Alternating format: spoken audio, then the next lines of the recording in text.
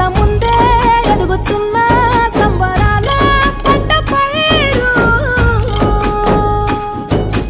వంద గడపల మందన పల్లె గోడ గట్టని గూడు నా పల్లె చెరువుల తుల్లటి జల్ల షాపోలే